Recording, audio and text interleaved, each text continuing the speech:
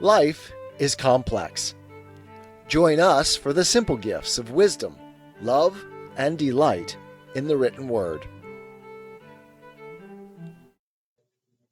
The Federalist Papers, Federalist number 51 by James Madison. To the people of the state of New York. To what expedient, then, shall we finally resort for maintaining in practice the necessary partition of power among the several departments, as laid down in the Constitution? The only answer that can be given is that as all these exterior provisions are found to be inadequate, the defect must be supplied by so contriving the interior structure of the government as that its several constituent parts may, by their mutual relations, be the means of keeping each other in their proper places. Without presuming to undertake a full development of this important idea, I will hazard a few general observations which may perhaps place it in a clearer light, and enable us to form a more correct judgment of the principles and structure of the government planned by the Convention. In order to lay a due foundation for that separate and distinct exercise of the different powers of government, which to a certain extent is admitted on all hands to be essential to the preservation of liberty, it is evident that each department should have a will of its own, and consequently should be so constituted that the members of each should have as little agency as possible in the appointment of the members of the others. Were this principle rigorously adhered to, it would require that all the appointments for the supreme executive, legislative, and judiciary magistracies should be drawn from the same fountain of authority, the people, through channels having no communication whatever with one another. Perhaps such a plan of constructing the several departments would be less difficult in practice than it may in contemplation appear. Some difficulties, however, and some additional expense would attend the execution of it. Some deviations, therefore, from the principle must be admitted. In the constitution of the judiciary department in particular, it might be inexpedient to insist rigorously on the principle.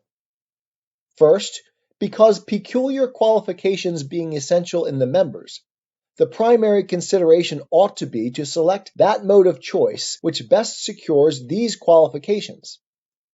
Secondly, because the permanent tenure by which the appointments are held in that department must soon destroy all sense of dependence on the authority conferring them. It is equally evident that the members of each department should be as little dependent as possible on those of the others for the emoluments annexed to their offices.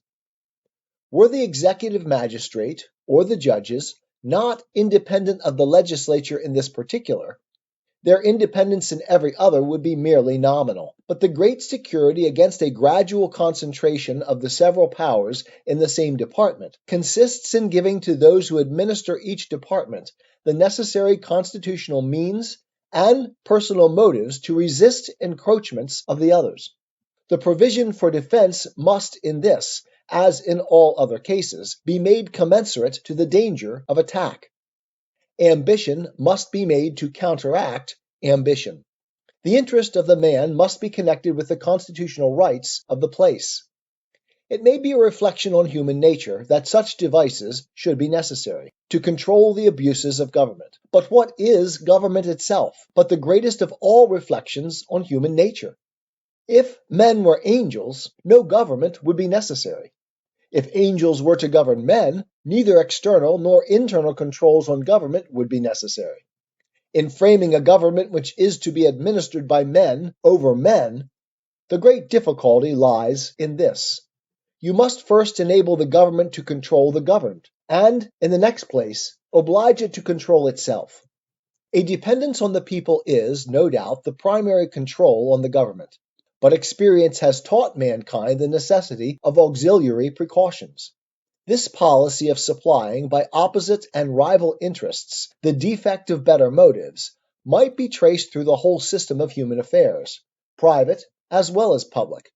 We see it particularly displayed in all the subordinate distributions of power, where the constant aim is to divide and arrange the several offices in such a manner as that each may be a check on the other, that the private interest of every individual may be a sentinel over the public rights. These inventions of prudence cannot be less requisite in the distribution of the supreme powers of the state. But it is not possible to give each department an equal power of self-defense. In republican government, the legislative authority necessarily predominates. The remedy for this inconveniency is to divide the legislature into different branches, and to render them, by different modes of election and different principles of action, as little connected with each other as the nature of their common functions and their common dependence on the society will admit. It may even be necessary to guard against dangerous encroachments by still further precautions. As the weight of the legislative authority requires that it should be thus divided, the weakness of the executive may require, on the other hand, that it should be fortified. An absolute negative on the legislature appears, at first view, to be the natural defense with which the executive magistrate should be armed. But perhaps it would be neither altogether safe nor alone sufficient. On ordinary occasions it might not be exerted with the requisite firmness, and on extraordinary occasions it might be perfidiously abused. May not this defect of an absolute negative be supplied by some qualified connection between this weaker department and the weaker branch of the stronger department, by which the latter may be led to support the constitutional rights of the former, without being too much detached from the rights of its own department? If the principles on which these observations are founded be just, as I persuade myself they are, and they be applied as a criterion to the several state constitutions, and to the federal constitution, it will be found that if the latter does not perfectly correspond with them, the former are infinitely less able to bear such a test. There are, moreover, two considerations particularly applicable to the federal system of America, which place that system in a very interesting point of view. In a single republic, all the power surrendered by the people is submitted to the administration of a single government, and the usurpations are guarded against by a division of the government into distinct and separate departments. In the compound Republic of America, the power surrendered by the people is first divided between two distinct governments, and then the portion allotted to each subdivided among distinct and separate departments. Hence, a double security arises to the rights of the people. The different governments will control each other, at the same time that each will be controlled by itself. Second, it is of great importance in a republic not only to guard the society against the oppression of its rulers, but to guard one part of the society against the injustice of the other part. Different interests necessarily exist in different classes of citizens. If a majority be united by a common interest, the rights of the minority will be insecure.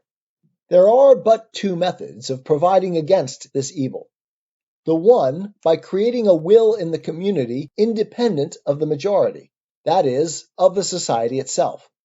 The other, by comprehending in the society so many separate descriptions of citizens as will render an unjust combination of a majority of the whole very improbable, if not impracticable. The first method prevails in all governments possessing an hereditary or self-appointed authority. This, at best, is but a precarious security, because a power independent of the society may as well espouse the unjust views of the major as the rightful interests of the minor party, and may possibly be turned against both parties. The second method will be exemplified in the Federal Republic of the United States.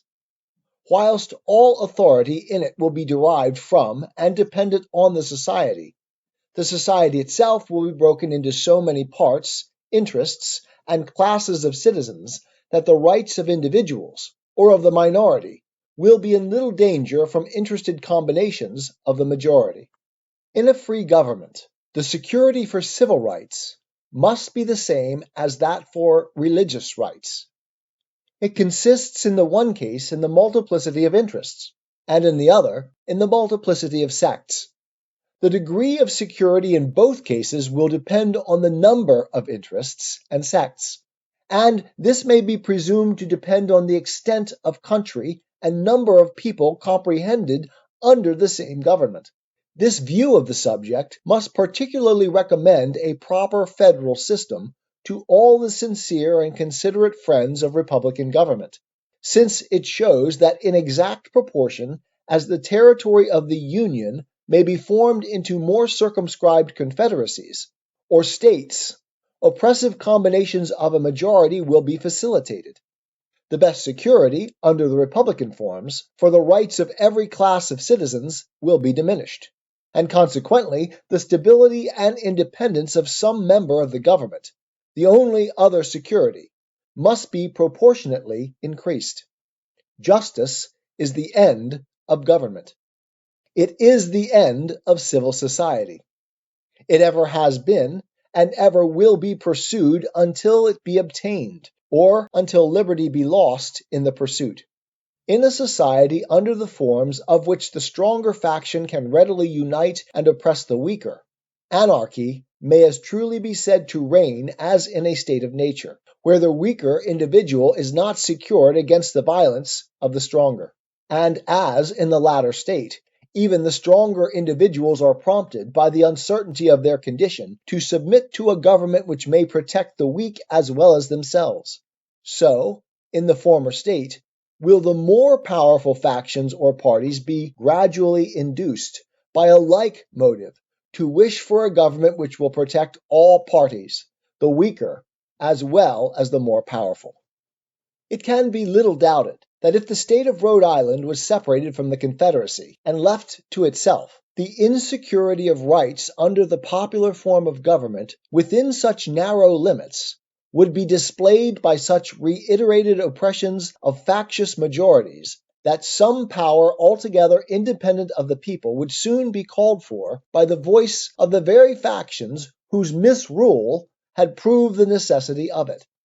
In the extended Republic of the United States, and among the great variety of interests, parties, and sects which it embraces, a coalition of a majority of the whole society could seldom take place on any other principles than those of justice and the general good, whilst there being thus less danger to a minor from the will of a major party, there must be less pretext also to provide for the security of the former by introducing into the government a will not dependent on the latter, or, in other words, a will independent of the society itself. It is no less certain than it is important, notwithstanding the contrary opinions which have been entertained, that the larger the society, provided it lie within a practical sphere, the more duly capable it will be of self-government, and happily for the republican cause, the practicable sphere may be carried to a very great extent by a judicious modification and mixture of the federal principle. Publius. 'Tis the gift to be simple. 'Tis the gift to be free. 'Tis the gift to come down where we ought to be. And when we find ourselves in the place just right, 'twill be in the valley of love and delight. When true simplicity is gained, to bow and to bend, we will not be ashamed. To turn will be our delight, till by turning, we come round right.